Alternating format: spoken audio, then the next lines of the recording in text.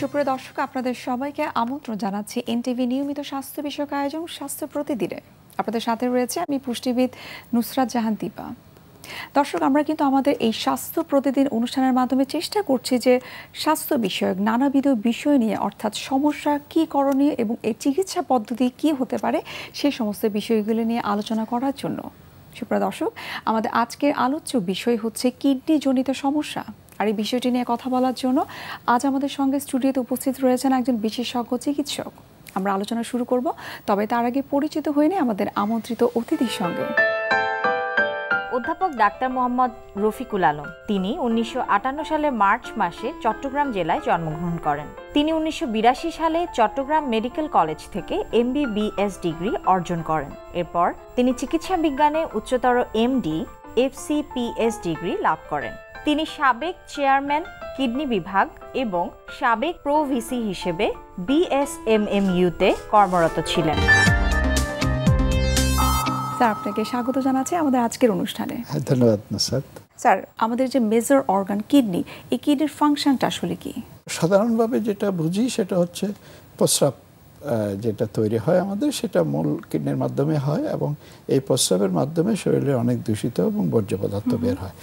এটা খুবই দৃশ্যমান, কিন্তু এর বাইরে কিডনি বেশ কয়েকটা গুরুত্বপূর্ণ কাজ করে। তার মধ্যে একটি হচ্ছে আপনার কিডনির হরমোনজনিত কিছু ফাংশন আছে, যেমন ইরিথ্রোপয়েটিন নামে একটা হরমোন এখান থেকে আসে, যার মাধ্যমে শরীরে হিমোগ্লোবিন অর্থাৎ রক্ত তৈরিতে সাহায্য করে। এছাড়া হাড়ের বোন হেলথ, সেখানে কিডনির একটা গুরুত্বপূর্ণ অবদান আছে। সেখানে ক্যালসিয়াম, ফসফেট, এই খনিজ পদার্থগুলোর যে মেটাবলিজম, সেটাতে কিডনি গুরুত্বপূর্ণ ভূমিকা রাখে। এছাড়া শরীরে ইউরিক অ্যাসিডের যে নিয়ন্ত্রণ, ইউরিক অ্যাসিডও এক ধরনের পদার্থ শরীরে বিভিন্ন রকম ক্রিয়া এবং প্রতিক্রিয়া জড়িত থাকে। যেমন ইউরিক অ্যাসিডের আধিক্য হলে গাউটের মতো এক ধরনের রোগ হয়, যেটা আমরা গিটাবাত বলি। এছাড়া ইলেকট্রোলাইট হচ্ছে সোডিয়াম, পটাশিয়াম, এই ধরনের উপাদানগুলো, যেগুলোর ব্যালেন্স শরীরে রক্ষা করার জন্য কিডনির একটা গুরুত্বপূর্ণ ভূমিকা আছে। এছাড়া শরীরে যে পানি শূন্যতা হওয়া বা পানির আধিক্য হওয়া, আমরা যেটা বলি শরীর ফুলে যায়, ইডেমা ডেভেলপ করে, এগুলোর নিয়ন্ত্রণে কিডনির গুরুত্বপূর্ণ ভূমিকা আছে। এছাড়া অন্যান্য অঙ্গ প্রত্যঙ্গগুলো যেমন হার্ট, লিভার, এরা যে সঠিকভাবে কাজ করছে, তার সাথে কিডনির একটা যোগসূত্র আছে। কিডনি তাদের নর্মাল কাজকর্মে এক ধরনের পারমিসিভ রোল প্লে করে। স্যার, কিডনিকে কেন আসলে ছাঁকনি বলা হয়? কিডনিতে মাইক্রোস্কোপে দেখলে মিলিয়নস অফ ছাঁকনি বলে আমরা, যেটাকে কিডনির ভাষায় গ্লোমেরুলাস বলে আমরা আছে। আমরা চায়ের লিকারটা যখন আমরা ছাঁকনি দিয়ে পাস করি, তখন চায়ের পাতাগুলো সেটা ধরে রাখে এবং লিকারটা সে ছেড়ে দেয় চায়ের কাপে।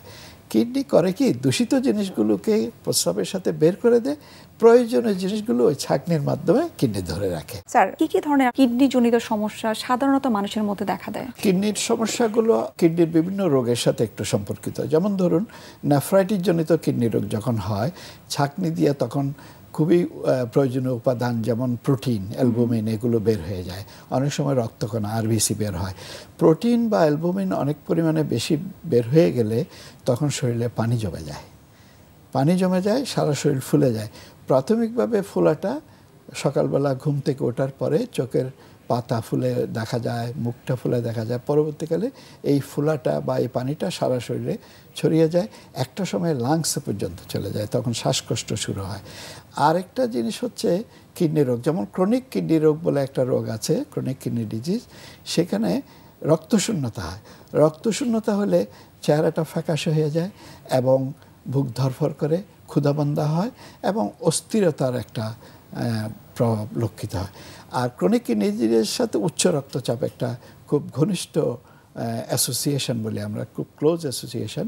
এবং তখন উচ্চ রক্তচাপ হয়ে গেলে উচ্চ রক্তচাপের উপসর্গগুলো দেখা দিতে শুরু করে, যেমন মাথা ব্যথা হয়, তারপরে বুক ধরফর করে, তারপর অনেক সময় বমি হয়, খুব অনেক সময় উচ্চ রক্তচাপ খুব বেড়ে গেলে শ্বাসকষ্ট হয় এবং অনেক সময় স্ট্রোক হয় এই উচ্চ রক্তচাপ বেড়ে গিয়ে। যেমন কিডনিতে যদি ইনফেকশন হয় বা মূত্রনালী ইনফেকশন হয়, ঘন ঘন প্রস্রাব হয়, প্রস্রাবে জ্বালা যন্ত্রণা হয়। আর ইনফেকশনটা যখন কিডনি পর্যন্ত অগ্রসর হয়, পৌঁছে যায়, তখন মেরুদণ্ডের দুই পাশে একটু ভারী ভারী লাগে, ব্যথা হয়, কাঁপুনি দিয়ে জ্বর আসে। আর ডায়াবেটিস জনিত এক ধরনের কিডনি রোগ হয়, সেখানে প্রস্রাবের সাথে প্রচুর অ্যালবুমিন নির্গত হয় এবং আমি যে বলছিলাম ফুলে যায়। এ ধরনের কিডনির কোন অংশটা কি রোগে আক্রান্ত হচ্ছে সেটার উপর, যেমন পাথরের যদি কিডনিতে হয় তখন প্রচণ্ড ব্যথা হয়, সেই ব্যথাটা মেরুদণ্ডের দুই পাশে পাঁজরের নিচ থেকে শুরু হয়ে মূত্রনালী পর্যন্ত অনেক সময় অগ্রসর হয় এবং আমরা লোইন টু গ্রোইন বলি, অর্থাৎ ওই পাঁজরের নিচ থেকে আরম্ভ করে মূত্রনালীটা এক্সটেন্ড করে এবং ব্যথাটা অনেক সময় খুব তীব্র হয়, খুব বেড়ে যায় আবার কমে যায়, কলিকি পেইন বলি আমরা। ব্যথার সাথে অনেক সময় কাঁপুনি দেওয়া জ্বর আসে যদি ইনফেকশন হয়, আবার অনেক সময় বমি হয়। তো এভাবে কিডনির কোন অংশটা কী রোগে আক্রান্ত হচ্ছে তার উপর নির্ভর করে সিমটমগুলো, উপসর্গগুলো হয়। একটা মজার ব্যাপার হচ্ছে, দেখা গেছে যে অনেক সময় ক্রনিক কিডনি ডিজিজে অ্যাডভান্স কিডনি ফেলিউর হচ্ছে কিন্তু রোগী বুঝতে পারে না, তেমন কোনো সিমটম হয় না। বিদেশ যাওয়ার জন্য বা ইন্স্যুরেন্সের জন্য মেডিকেল চেক আপ করতে গিয়ে দেখা যায় যে কিডনির ফাংশন অনেক কমে গেছে। এটি হচ্ছে সবচেয়ে খারাপ দিক, যেটাকে আমরা বলি কিডনি রোগ একটা নীরব ঘাতক, সাইলেন্ট কিলার, অর্থাৎ অনেক সময় রোগী বুঝতেও পারে না যে তার কিডনি রোগ হয়ে গেছে। স্যার, গরমের জন্য প্রচুর সোয়েটিং হচ্ছে, এই সোয়েটিং এর কারণে কিন্তু দেখা যায় পানি শূন্যতা হচ্ছে। এক্ষেত্রে আপনার পরামর্শ কি সাধারণ জনগণ যারা রয়েছে এবং স্পেশালি জানতে চাই যারা কিডনি জনিত সমস্যায় ভুগছে? এর ক্ষেত্রে যেটা বেশি অসুবিধা হয় সেটা হচ্ছে প্রচণ্ড ঘাম, যেটা আমরা সোয়েটিং বলে, এটা হয়। এবং নর্মালি আমরা যদি কাউকে বলি যে আপনি 2 থেকে 2.5 লিটার বা 3 লিটার পানি পান করবেন, প্রচণ্ড গরমের মধ্যে তখন আপনাকে পানি বেশি পান করতে হবে। সাধারণভাবে আমরা 2.5 থেকে 3 লিটার বলি, এসব করতে 3-4 লিটার পানি পান করতে হতে পারে। প্রচণ্ড সোয়েটিং হলে, প্রয়োজন হলে আরও বেশি। অনেক সময় দেখা যায় যে ব্লাড প্রেশার কমে যায়, এত সোয়েটিং হচ্ছে। ইলেকট্রোলাইট ইমব্যালেন্স হয়, আমি একটু আগে বলছিলাম কিডনি ইলেকট্রোলাইট ব্যালেন্সটা মেনটেন করে, সোডিয়াম পটাশিয়ামের ইমব্যালেন্স হয়। তো এই জন্য এই সময়টাতে প্রচুর পানি পান করতে হয়। আমাদের দেশে ডাব পাওয়া যায়, ডাবের পানি পান করতে পারেন, ওর স্যালাইন পান করা যায় এবং অন্যান্য লিকুইড জাতীয় খাবারগুলো আপনি বেশি খেতে পারেন। শাকসবজি যেগুলোতে যেমন পানির পরিমাণ বেশি, যেমন শসা, লাউ, এই জাতীয় খাবারগুলোতে পানির পরিমাণ বেশি, এগুলো এই সব গরমের দিনে বেশি উপযোগী। এগুলো আমি বলছি যাদের কিডনি ফাংশন নর্মাল তাদের জন্য। কিন্তু যাদের কিডনি ফাংশন নর্মাল না, অর্থাৎ ক্রনিক কিডনি ফেইলিউর আছে, ক্রনিক কিডনি আছে, তাদের ক্ষেত্রে ব্যাপারটা একটু জটিল। আমরা সাধারণত এইসব রোগীদেরকে, বিশেষ করে যাদের শরীরে পানি এসে যায়, পা ফুলে যায়, শ্বাসকষ্ট হয়, তাদেরকে সাধারণত বলি দৈনিক 1 লিটারের কম পানি পান করতে। তাদের ক্ষেত্রে বিশেষ করে যারা কিডনি রোগের জন্য ডায়ালাইসিস করে তাদেরকে আমরা পানি কম পান করতে বলি। এই ক্ষেত্রে এইসব রোগীদের জন্য ব্যাপারটা একটু ক্রিটিক্যাল। তারা তাদের ডাক্তারের পরামর্শ নিয়ে অন্য সময় যে পরিমাণ পানি পান করতেন তার চেয়ে একটু বেশি পানি পান করতে হবে। কারণ অন্য সময় 1 লিটার হলে এই সময় 1.5-2 লিটারও পানি পান করতে হতে পারে তাদেরকে, অবস্থা বুঝে। যদি তার সাথে হার্ট ফেলিওর বা অন্যান্য অসুবিধাগুলো থাকে তাহলে তাকে ডাক্তারের পরামর্শ অনুযায়ী নিয়ন্ত্রিত পানি পান করতে হবে। তবে অবভিয়াসলি যে অন্য সময় যা পানি পান করতো তার চেয়ে বেশি পান করতে হবে। যদি না করে কি হয়, নর্মাল মানুষ যারা কিডনি ফাংশন ভালো, তারা যদি পর্যাপ্ত পানি পান করতে না পারে এসব গরমের মধ্যে, তাদের ইলেকট্রোলাইট ইমব্যালেন্স হতে পারে, পানি শূন্যতা বা ডিহাইড্রেশন হয়ে অ্যাকিউট কিডনি ফেলিউর হতে পারে। অ্যাকিউট কিডনি ফেলিউর কিন্তু যদি অনেক সময় রোগী বুঝতে না পারে, এটা ঠিকমতো হাইড্রেট করা না হয়, মানুষটাকে পরিমিত পানি দেওয়া, সেটা অনেক সময় একটা জটিলতার দিকে চলে যেতে পারে। এই জন্য যারা কিডনি ভালো আছে তাদেরকে আরও বেশি সতর্ক থাকতে হবে এবং তাদেরকে সান এক্সপোজার অ্যাভয়েড করতে হবে। বিশেষ করে ক্রনিক কিডনি ডিজিজের রোগীরা, তারা ছায়া থাকতে হবে। ডায়ালাইসিস সেন্টারে যাওয়ার সময় তারা যাতে অতি ঘর্মাক্ত বা অতিরিক্ত গরম কোনো পরিবেশে, অনেকে বাসে করে যেতে হয়, সেসব জায়গাগুলো গণপরিবহন যেখানে তাপমাত্রা অত্যধিক, সেগুলো প্রয়োজনে অ্যাভয়েড করতে হবে। ব্যক্তিগত যানবাহন জোগাড় করে সেগুলোতে যেতে হবে। কাজেই এইসব ক্ষেত্রে অত্যন্ত সতর্কতার সাথে অগ্রসর হতে হবে। কিডনি রোগ থাকলে সেটা বেড়ে যেতে পারে, না থাকলে হয়ে যেতে পারে। স্যার, ক্রনিক কিডনি সমস্যা যাদের রয়েছে তারা এই গরমকালে কিছু পরিমাণ পানি বাড়তি খেতে পারবে। তো এই বাড়তির পরিমাণটা আসলে কতটুকু? একটা জেনারেল রুল হচ্ছে, আমরা কারো যদি 1 লিটার প্রস্রাব হয় তাকে আমরা 1.5 লিটার পানি পান করা অ্যালাউ করতে পারি। অত্যধিক গরমের জন্য তাকে আরও 500 আমরা বাড়তি দিতে পারি, এটা সাধারণ রুল। কিন্তু যদি সে তার কিডনি বিশেষজ্ঞের সাথে পরামর্শ করে করতে পারে সবচেয়ে ভালো, কারণ তিনি তার ব্লাড প্রেশার, তার হার্টের কন্ডিশন সব কিছু জানছেন। জেনে তিনি তাকে এমনভাবে পরামর্শটা দিতে হবে যাতে ফ্লুইড ওভারলোডও আবার না হয়ে যায়, তাতে করে তখন হার্ট ফেলিউরের জন্য বা অন্য কারণে শ্বাসকষ্ট শুরু হবে, ব্লাড প্রেশার বেড়ে যেতে পারে সেটা। কিন্তু জেনারেল রুল হচ্ছে যা প্রস্রাব হয় তার চেয়ে নর্মালি আধা লিটার বেশি, অতিরিক্ত গরমের সময় আরও আধা লিটার যোগ, অর্থাৎ 1 লিটার বেশি পানি পান করা যেতে পারে। স্যার, গরমকালে ইলেকট্রোলাইট ব্যালেন্সটা যাতে ইমব্যালেন্স না হয় এবং পানি শূন্যতা যাতে দেখা না দেয়, পানি জাতীয় খাবার আপনি গ্রহণ করার কথা বলছেন, সেখানে আপনি মেনশন করেছেন যে আমরা স্যালাইন খেতে পারি, কিন্তু অনেক সময় অনেকে দেখা যায় যে পরিমাণের বাইরেই অনেক পরিমাণ স্যালাইন খাচ্ছে, হয়তো 3টা 4টা, কিন্তু কতটুকু পরিমাণ বা কয় প্যাকেট স্যালাইন একটা মানুষ আসলে সারাদিনে নিতে পারলে তিনি সুস্থ থাকবেন, কোনো ধরনের কমপ্লিকেশন দেখা দিবে না? যাদের হার্ট ফেলিউর আছে অথবা কিডনিতে রোগের কারণে ইলেকট্রোলাইট ইমব্যালেন্স আছে, যে হয়তো সোডিয়াম বেশি বা পটাশিয়াম বেশি, তাদের ক্ষেত্রে ওর স্যালাইনের ব্যাপারে খুব সতর্ক থাকতে হবে। এবং পটাশিয়াম বেশি, কারণ ওর স্যালাইনে পটাশিয়াম আছে, যেটা কলেরার জন্য করা হয়েছিল ইনিশিয়ালি। কলেরাতে আপনি জানেন যে পটাশিয়াম কমে যায়, সোডিয়াম কমে যায়, তো সেই জন্য ওটা বেশি আছে। আবার সেখানে কিছু গ্লুকোজ থাকে। ডায়াবেটিস রোগীরা এটা ক্ষেত্রে সতর্ক থাকতে হবে। ডায়াবেটিস রোগীরা হয়তো সরাসরি ওর স্যালাইন না খেয়ে হয়তো লবণগুলা পানি খেতে পারে অথবা ডাব ওয়াটার খেতে পারে। অথবা যদি ডায়াবেটিক পেশেন্ট স্যালাইন খায়, সেটি সারাদিন আসলে কয় প্যাকেট হতে পারে? সেটা নির্ভর করছে তার ব্লাড সুগারের উপরে, তার পানি শূন্যতার উপরে। যেমন তার জন্য হয়তো ডাক্তার বা তার নিজের হিসাব মতো তার প্রস্রাবের পরিমাণের উপরে হয়তো 1.5 লিটার নির্ধারণ করা হয়েছে, সেখানে সে 1/2 লিটার ওরসালাইন তার সাথে 1 লিটার পানি পান করতে পারে। এটা একটা সাধারণ নিয়ম, এটা কোনো ধরাবাঁধায় কোনো বিষয় নাই। তবে অতিরিক্ত ওরসালাইনও কিন্তু অনেক সময় ইলেকট্রোলাইট ইমব্যালেন্সের সাথে একটা পরিস্থিতি আরও জটিল করতে পারে, সেটা বুঝে শুনে খেতে হবে।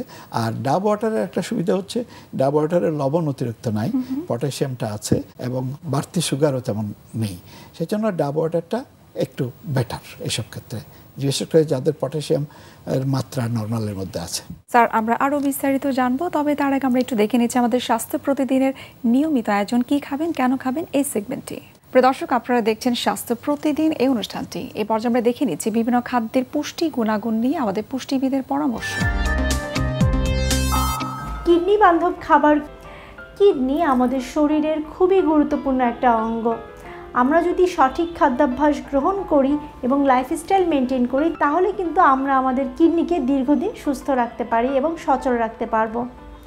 অনেকেরই আমাদের মধ্যে কিন্তু দেখা যায় উচ্চ রক্তচাপ রয়েছে এবং ডায়াবেটিস রয়েছে, এবং দীর্ঘদিন থেকে এই উচ্চ রক্তচাপ এবং ডায়াবেটিস যদি অনিয়ন্ত্রিত থাকে, তাহলে কিন্তু সেটা কিডনি ডিজিজ বা ক্রনিক কিডনি ডিজিজ সৃষ্টি করতে পারে। আবার দেখা যায় অনেকে কিন্তু ডক্টরের প্রেসক্রিপশন ছাড়াই কিন্তু দেখা যায় অনেক ব্যথানাশক ওষুধ গ্রহণ করে, যার প্রভাবও কিন্তু আমাদের কিডনির উপরে পড়ে। তো এই জন্য কিডনি সুস্থ রাখতে চাইলে এবং কিডনিকে সচল রাখতে চাইলে অবশ্যই আপনাকে পুষ্টিকর খাবার গ্রহণ করতে হবে। কিডনি বান্ধব খাবার যেগুলো রয়েছে সেগুলো গ্রহণ করতে হবে, নিয়মিত হাঁটাহাঁটি এবং এক্সারসাইজ করতে হবে, ডায়াবেটিস এবং উচ্চ রক্তচাপ নিয়ন্ত্রণে রাখতে হবে, এবং অবশ্যই ডক্টরের প্রেসক্রিপশন ছাড়া কোনো ধরনের মেডিসিন গ্রহণ করা উচিত হবে না। চলুন তাহলে জেনে নেওয়া যাক কিডনি বান্ধব খাবার কোনগুলো। শুরুতে যে খাবারের কথা বলবো সেটা হলো আপেল। আপেলে প্রচুর পরিমাণে ভাইটামিন, মিনারেলস এবং কিন্তু অ্যান্টিঅক্সিডেন্ট রয়েছে। আপেলের যে অ্যান্টি ইনফ্ল্যামেটরি গুণ, সেটা কিন্তু আমাদের কিডনিকে পরিষ্কার রাখতে এবং কিডনিকে সচল রাখতে সাহায্য করে। ইউরিনারি ট্র্যাক্ট ইনফেকশন বা ইউটিআই হওয়ার যে একটা ঝুঁকি রয়েছে, সেটা কিন্তু নিয়মিত যদি আপনি আপেল গ্রহণ করেন, সেখান থেকে কিন্তু আপনি মুক্ত থাকতে পারবেন। এরপরে লাল আঙ্গুর। লাল আঙ্গুরও কিন্তু প্রচুর পরিমাণে ভাইটামিনস এবং মিনারেলস রয়েছে। লাল আঙ্গুর আমাদের কিডনিকে দেখা যায় পরিষ্কার রাখতে সাহায্য করে, আমাদের রক্ত চলাচলে সাহায্য করে। এই জন্য যখন সিজনে লাল আঙ্গুর পাওয়া যায়, সেই সময় আপনি দৈনিক 5 থেকে 6টা লাল আঙ্গুর গ্রহণ করুন, কারণ লাল আঙ্গুর কিন্তু অন্যতম একটা কিডনি বান্ধব ফল। এরপরে যে ফলের কথা বলবো সেটা হলো বেরিস। স্ট্রবেরি, ক্র্যানবেরি, বিভিন্ন ধরনের বেরিস আমাদের দেশে পাওয়া যায়। যদিও এটা বিদেশি ফল, কিন্তু বেরিস কিন্তু আপনার কিডনির জন্য খুবই উপকারী। বেরিসেও কিন্তু বিভিন্ন ধরনের আপনার অ্যান্টিঅক্সিডেন্ট রয়েছে, ভিটামিন সি, ভিটামিন বি এবং আয়রন রয়েছে, যা কিডনির জন্য খুবই উপকারী। পেঁয়াজ এবং রসুনের কথা আমরা অনেকেই জানি। খাবারে বা দৈনন্দিন রান্নায় কিন্তু আমরা পেঁয়াজ এবং রসুন ব্যবহার করে থাকি। পেঁয়াজ এক ধরনের পচনরোধী এক ধরনের উপাদান রয়েছে পেঁয়াজে, যেটা আমাদের কিডনির যে ধরনের দূষিত পদার্থ থাকে সেগুলো দূর করতে সাহায্য করে, কিডনিকে পরিষ্কার রাখে এবং রক্ত চলাচলে সাহায্য করে, যার কারণে কিন্তু কিডনি সচল থাকে। আপনি খাবার সময় চাইলে এক টুকরো কাঁচা পেঁয়াজ গ্রহণ করতে পারেন, কিংবা রান্নাতেও আমরা কাঁচা পেঁয়াজ ব্যবহার করি। রসুন কুচি আপনি যদি প্রতিদিন সকালে খালি পেটে গ্রহণ করতে পারেন, সেটাও কিন্তু আপনার কিডনির জন্য অনেক উপকারী হবে, কারণ রসুনে রয়েছে সালফার এবং অ্যান্টি ইনফ্লামেটরি অনেক উপাদান রয়েছে এবং অ্যান্টিঅক্সিডেন্ট রয়েছে, যেটা আমাদের কিডনির জন্য অনেক উপকারী। ফুলকপি এবং বাঁধাকপি সবজি দুটো আমাদের খুবই পরিচিত এবং আমরা কিন্তু সবাই খেতে পছন্দ করি। ফুলকপিতে কিন্তু ভিটামিন সি রয়েছে, ফলেট রয়েছে এবং এতে কিন্তু আরও বিভিন্ন ধরনের অ্যান্টিঅক্সিডেন্টযুক্ত উপাদান রয়েছে, প্রচুর পরিমাণে ফাইবার রয়েছে। ফাইবার কিন্তু আপনার কোষ্ঠকাঠিন্য দূর করে এবং ভিটামিন সি কিন্তু আপনার রোগ প্রতিরোধ ক্ষমতা বাড়াতে সাহায্য করে। ফুলকপি আমাদের দৈনন্দিন খাবার তালিকায় আমরা রাখতে পারি এবং ফুলকপিটা কিন্তু আপনার কিডনি বান্ধব একটা সবজি। বাঁধাকপিতে প্রচুর পরিমাণে ফাইটোকেমিক্যালস রয়েছে এবং এর পাশাপাশি ভিটামিন সি, ভিটামিন বি রয়েছে এবং প্রচুর পরিমাণে আঁশ রয়েছে। আপনার যদি কোনো ধরনের ইউরিনারি ট্র্যাক্ট ইনফেকশন হওয়ার ঝুঁকি থাকে বা অনেকের আছে কিছুদিন পর পরই ইউটিআইয়ের সমস্যা দেখা দেয়, তারা কিন্তু তাদের খাবার তালিকায় বাঁধাকপি রাখতে পারেন। বাঁধাকপিটা আপনি রান্না করে যেভাবে খেতে পারেন তেমনিভাবে কিন্তু এটা সালাদ হিসেবেও গ্রহণ করা যায়। বাঁধাকপিটা আপনি যত সালাদ হিসেবে গ্রহণ করতে পারবেন সেটা কিন্তু আপনার কিডনির জন্য তত উপকারী। ওমেগা 3 যুক্ত মাছের কথা না বললেই নয়, আসলে মাছে কিন্তু প্রচুর পরিমাণে ওমেগা 3 থাকে। অনেকেই আছে প্রোটিন হিসেবে মাংস গ্রহণ করছেন, ডিম গ্রহণ করছেন, কিন্তু মাছটা যে খুব উপকারী সেটা বুঝতে পারছেন না। আমরা জানি যে ওমেগা 3 আসলে হার্টের জন্য উপকারী, কিন্তু না, ওমেগা 3টা কিন্তু আমাদের কিডনির জন্য অনেক উপকারী। তাই প্রতিদিনের খাবার তালিকায় চেষ্টা করুন এক টুকরো করে মাছ রাখার জন্য। অলিভ অয়েলও কিন্তু দেখা যায় আমাদের কিডনির জন্য খুব উপকারী। অলিভ অয়েলে দেখা যায় অলিক অ্যাসিড রয়েছে এবং এটা কিন্তু কিডনিতে যে জারণ হয় সেটাকে দূর করে আপনার কিন্তু কিডনিটাকে পরিষ্কার রাখতে সাহায্য করে এবং পাশাপাশি কিডনি সচল রাখে।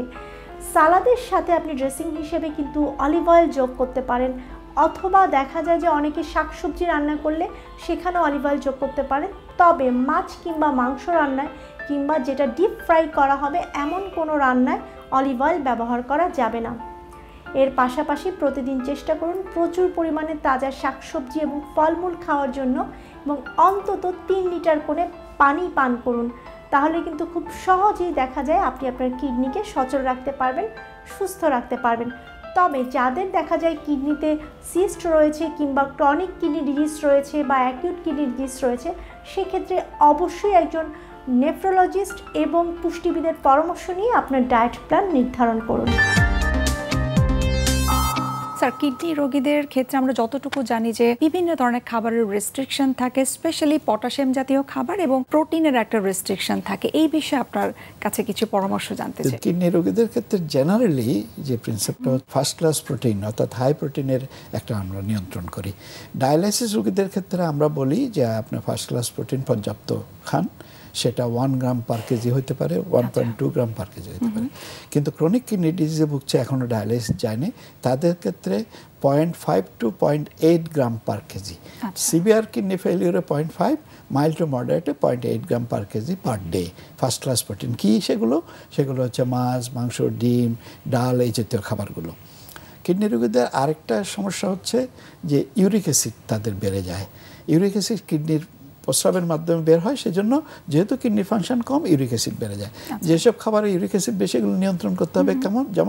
যেমন শাকের মধ্যে যেমন পালং শাক, পুঁই শাকে যেহেতু শাকগুলো, মাছের ডিম, কলিজা, গরুর মাংস, বিভিন্ন ধরনের নাটসগুলো, এইগুলোতে ইউরিক অ্যাসিড বেশি। এগুলোতে আবার প্রোটিন এবং এই ধরনের খাবারগুলোতে ফসফেট বেশি। কিডনি রোগীদের ক্ষেত্রে ফসফেটও প্যারাথরমোনের মাধ্যমে কিডনি ফসফেট বের করে, সেই কারণে ফসফেটও জমে যায়। সেই কারণে ফসফেট কন্টেনিং ফুডগুলো আমরা কন্ট্রোল করি, ইউরিক অ্যাসিড কন্টেনিং ফুড, অর্থাৎ অতিরিক্ত ফসফেট এবং হাই প্রোটিন জাতীয় খাবার, হাই প্রোটিন এবং হাই ইউরিক অ্যাসিড এগুলো আমরা নিয়ন্ত্রণ করতে পারি। স্যার, আমরা অনুষ্ঠানে একেবারে শেষ পর্যায়ে চলে এসেছি। আপনাকে অসংখ্য ধন্যবাদ কিডনি সংক্রান্ত এত গুরুত্বপূর্ণ কিছু তথ্য আমাদেরকে দেওয়ার জন্য। আপনার জন্য অনেক অনেক শুভকামনা রইল এনটিভির পক্ষ থেকে। ধন্যবাদ আপনাকে এবং আপনার মাধ্যমে এনটিভি এবং এনটিভির দর্শক শ্রোতাদেরকে অনেক ধন্যবাদ। প্রিয় দর্শক, এতক্ষণ আপনারা দেখছিলেন এনটিভি নিয়মিত স্বাস্থ্য বিষয়ক আয়োজন স্বাস্থ্য প্রতিদিন এই অনুষ্ঠানটি। আজ আমরা কথা বলছিলাম কিডনি জনিত সমস্যা নিয়ে। প্রিয় দর্শক, এই পর্যায়ে আমরা দেখে নিচ্ছি আমাদের আগামী পর্বে কি থাকছে। আমাদের মুখের ভিতরটা পুরোটাই দাঁত দিয়ে একদম মাড়ি চোয়ালটা পুরোটাই বিন্যাসিত। যদি কখনো একটি বা একাধিক দাঁত যদি না থাকে কারো মুখের ভিতরে, তখন সেখানে নতুন করে দাঁত বাঁধিয়ে দেওয়ার বা তৈরি করে দেওয়ার যে ব্যাপারটা, এটাই কিন্তু প্রতিস্থাপন হিসেবে আসছে। বিশ্বের যে কোনো প্রান্ত থেকে যে কোনো সময় এনটিভির জনপ্রিয় অনুষ্ঠান স্বাস্থ্য প্রতিদিন দেখতে আপনারা ভিজিট করতে পারেন আমাদের পূর্ণাঙ্গ পোর্টাল www.ntvbd.com এ। এছাড়াও এনটিভির জনপ্রিয় বিভিন্ন ধরনের অনুষ্ঠান এবং নিউজ আপডেট পেতে আপনারা ভিজিট করতে পারেন আমাদের ইউটিউব চ্যানেল এবং ভেরিফাইড ফেসবুক পেজে।